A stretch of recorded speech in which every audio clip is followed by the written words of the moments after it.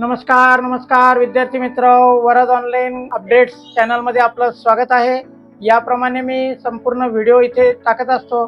त्यामध्ये आपल्याला गव्हर्नमेंट जॉबची माहिती आणि एज्युकेशनलची माहिती संपूर्ण याच्यात अपडेट होत असते। ठीक आहे, तर आजचा व्हिडिओ आपण कशासाठी बनवणार आहोत, ज्याची आपण आतुरतेने वाट पाहत होतात, ते बीएडचे कॅप राऊंड चालू होणार आहे।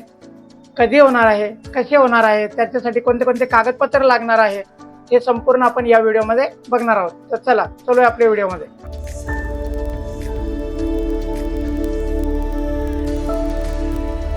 तर मित्रांनो, आपण इथे बघू शकता कॅप ॲप्लिकेशन बीएड ॲडमिशन 2026-27 याचं शेड्यूल इथे जाहीर झालेलं आहे। आणि हे जे शेड्यूल आहे आपल्याला इथे या स्क्रीनवर बघायला मिळत आहे। ठीक आहे, 2 जुलै 2026 म्हणजे आजपासून तर 16 जुलै 2026 पर्यंत आपण याला आता अप्लाय करू शकणार आहात। ठीक आहे, तर याप्रमाणे हे ॲडमिशनचे शेड्यूल आहे।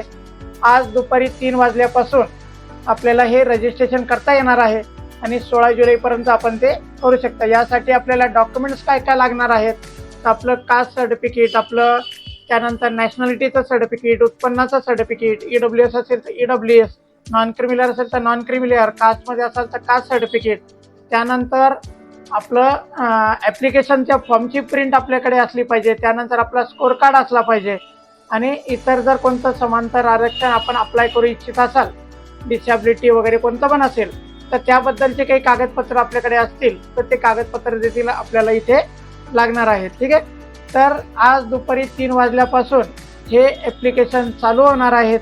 ज्यांनी CET दिलेली आहे, CETचा रिझल्ट लागलेला आहे आणि CETचा रिझल्ट लागल्यानंतर आपल्याला आता ही ॲडमिशन प्रोसेस कंप्लीट करायची आहे। यामध्ये आपलं डॉक्युमेंट व्हेरिफिकेशन होणार आहे आणि जर आपण योग्य फॉर्म भरला, योग्य डॉक्युमेंट जर अपलोड केले, तर आपला फॉर्म निश्चितच 100% व्हेरीफाईड होणारच। ठीक आहे, त्यासाठी महत्त्वाचे जे डॉक्युमेंट्स मी आत्ता तुम्हाला सांगितले, ते संपूर्ण डॉक्युमेंट्स आपल्याला इथे व्यवस्थित अपलोड करायचे आहे।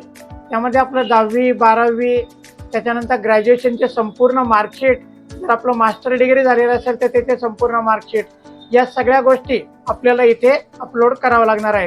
आपलं जर CGPA जर मार्क्स असतील तर ते आपल्याला कन्वर्ट करून घ्यावं लागतील आणि त्याचा कन्व्हर्शन टेबल देखील आपल्याला आपल्या मार्कशीटसोबत इथे अपलोड करावा लागत असतो।